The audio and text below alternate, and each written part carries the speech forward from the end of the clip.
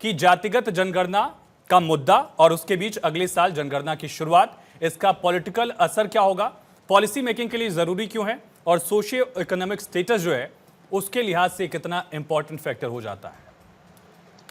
देखिए, जनगणना तो संविधान के तहत एक है, हर 10 साल पे होती है और 21 में होनी चाहिए थी। कई कारण, कोविड और तमाम, वो जनगणना सरकार शुरू कर रही है दोबारा से। अब उस जनगणना में क्या, अब बहुत चीजें मेरे सामने नहीं आई हैं जो विपक्ष की मांग भी रही है कि उसमें जातियां, तो मुझे लगता है कि जो भी चीज हो, संसद सर्वोपरि है। संसद जो भी उसमें जोड़ना चाहे, घटाना चाहे, क्या और जानकारियां, आज की तारीख में देखिए, हकीकत यह है कि जब सारे सबके आधार कार्ड हैं, डिटेल बहुत सारी चीजें हैं, तो बहुत सारी चीजें तो डेटाबेस सरकार के पास है।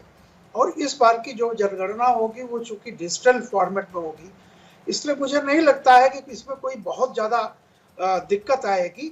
अब जो जनगणना का स्वरूप होता था पहले क्या था, अब उसमें क्या चीज बढ़ानी है, क्या चीज नहीं करनी है, ये तो संसद तय करेगी। रही बात जो अभी तक की राजनीति हो रही थी कि उसमें जातियों को जोड़िए, तो मेरा एक सवाल है, देखिए पॉलिटिकल ज्यादा है, यथार्थ से इसका दूर दूर तक का रिश्ता नहीं है। कर्नाटक में सिद्धारमैया जी ने 2000, ये शायद बहुत पहले ही 14-15 या कब 17 में उन्होंने जनगणना कराई थी, वो जातीय जनगणना कराई थी। आज तक क्यों नहीं सामने ले आ पा रहे हैं? तो बहुत सारे फैक्टर्स उसमें आएंगे, लेकिन मेरा ये कहना है कि ये चीज शुरू होने जा रही है और बहुत बड़ा मौका है। जिसको जो बात कहनी है, जिस पार्टी को, जिसमें उसमें कोई अगर डिमांड है कि ये भी जोड़ा जाए, वो भी जोड़ा जाए, संसद है, आप लोग कानून बनाते हैं, बना लीजिए, ठीक है। लेकिन जनगणना होगी और निश्चित रूप से ये जनगणना होने के बाद देखिए, इससे बहुत सारे तथ्य सामने आएंगे कि वाकई कितने हमारे यहाँ के जो लोग हैं, जब उनका सोशियो इकोनॉमिक सारी एनालिसिस आएगी, तो आर्थिक रूप से, सामाजिक रूप से और तरह तरह के कितने लोग पिछड़े हैं, किनको लाभ मिलना चाहिए था वाकई नहीं मिला है। बहुत सारी चीजें, बिल्कुल वो फैक्ट सामने आ जाएंगे और परिसीमन से पहले इसका होना बहुत जरूरी है। मैं परिसीमन वाले पहलू पर भी आऊंगा, परिसीमन वाले पहलू पर भी आऊंगा, लेकिन डॉक्टर अजय आलोक जी, क्या इसमें जाति का कॉलम भी होगा, और अगर होगा तो सिर्फ हिंदुओं के लिए होगा या मुस्लिमों के लिए होगा या सबके लिए होगा? ऐसी उम्मीद की जाए क्या?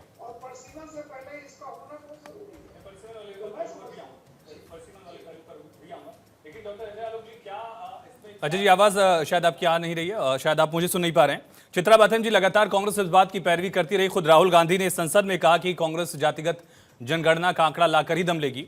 अब अगले साल जनगणना हो जा रही है, कांग्रेस का स्टैंड क्या है, पहला सवाल ये।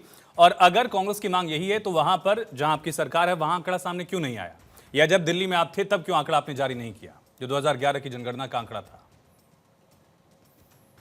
आयुष जी, आपको मेरी आवाज आ रही है? जी जी, सुन पा रहे हैं, बोलिए मैम। आयुष जी, सबसे पहले तो मैं ये बोलूंगी कि कांग्रेस के इस कदम से पहले याद दिलाना चाहूंगी और राजनाथ सिंह जी ने भी संसद में कहा था कि जातिगत जनगणना हमारे देश में, लेकिन ये होकर आज की तारीख में इससे कर गई है किसी का वो। और मैं आपको ये भी बताना चाहूंगी, जिस तरीके से इन्होंने ओबीसी की जातिगत जनगणना करवाने के नाम पर राहुल जी को तो ये गाली दी थी, ये बहुत निंदनीय थी, लेकिन के बाद से जिस प्रकार से प्रधानमंत्री जी ने उस चीज को इन्फोर्स किया था, वो मुझे ऐसा लगता है उसके ज्यादा करना था। जातिगत जनगणना की जब हम बात करते हैं, आप कहा है वो हमारा है, वो हम डेफिनेटली अपना करेंगे और इस जनगणना पे हम जातिगत जनगणना, जातिगत जनगणना के मुख्य कारण है। आप जानते हैं कि किसी का पॉलिटिकल रिजर्वेशन महाराष्ट्र प्रदेश से पहले जो है वो निकाला गया था, वो क्यों निकाला गया था? कोई डेटा ही नहीं था।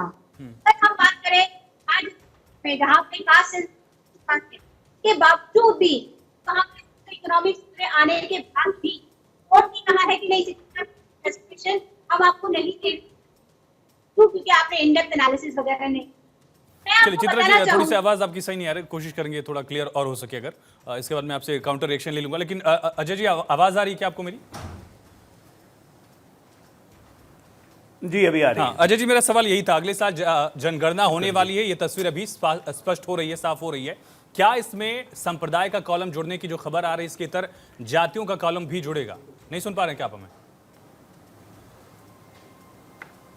जी अभी आ रही हाँ, अजय जी, मेरा सवाल यही था, अगले साल जनगणना होने वाली है, ये तस्वीर अभी स्पष्ट हो रही है, साफ हो रही है, क्या इसमें संप्रदाय का कॉलम जुड़ने की जो खबर आ रही है, इसके इतर जातियों का कॉलम भी जुड़ेगा?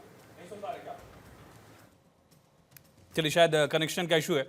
मनोज काका जी, अगर आप सुन पा रहे हैं मुझे, सवाल वही है, जातिगत जनगणना। अजय जी सुन पा रहे हैं आप हमें? सवाल वही है तो हाँ। सवाल के संदर्भ में मैं जवाब दूं। बोलिए बोलिए मनोज जी, बोलिए। देखिए, बात इस देश में जनगणना की जो शुरुआत हुई वो ब्रिटिश राज से शुरू हुई 1872 से, और देश में जातिगत जनगणना 1931 में पहली बार हुआ। जनगणना का सवाल इसलिए है, जातिगत जनगणना का, कि इस देश के सर्वोच्च न्यायालय ने यह माना है कि इस देश में जो पिछड़ेपन का, जो गरीबी का, जो भूखमरी का जो कोई आधार है, इस देश के सर्वोच्च संवैधानिक और इस देश के सर्वोच्च न्यायालय के संवैधानिक पीठ ने माना है कि उसका आधार जाति। चूंकि जाति के आधार पर ही हमारे देश में कई हजारों साल से लोगों को पशुवत व्यवहार कराया गया, लोगों को बधुआ मजदूर रखा गया, किसी को नीच कहा गया, किसी को नन्हवा कहा गया। जाति के आधार पर ही हमारे देश में दुर्भाग्यपूर्ण है कि लोगों को मूछ रखने की आजादी नहीं है।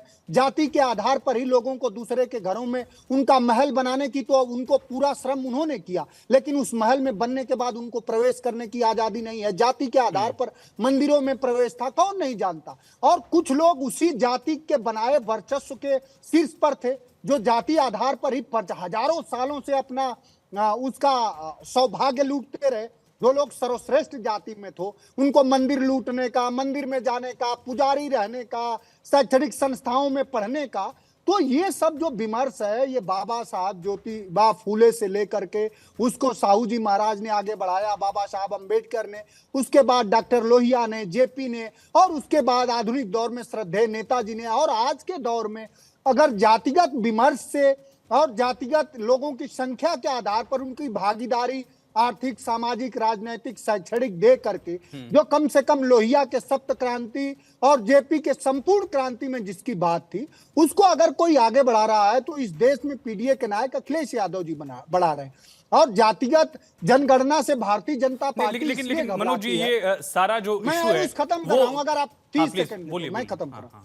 जातिगत जनगणना से भारतीय जनता पार्टी इसलिए घबराती है क्योंकि जाति श्रेष्ठता वाले सारे लोग बीजेपी में हैं। वो जानते हैं कि जिनकी संख्या 3% है, 5% है, और शैक्षणिक संस्थानों में, विश्वविद्यालयों में, सरकारी नौकरियों में आप देखेंगे तो एक आंकड़ा और आया है कि इस देश का 90% जो संसाधन है वो 10% लोगों के पास है, और जो 90% लोग हैं उनके पास सिर्फ 10%, क्या 7 पॉइंट समथिंग संसाधन है। तो बीजेपी के लोग इसलिए घबराते हैं। मंडल कमीशन की रिपोर्ट लागू हुई तो एलके आडवाणी जी कमंडल यात्रा निकाले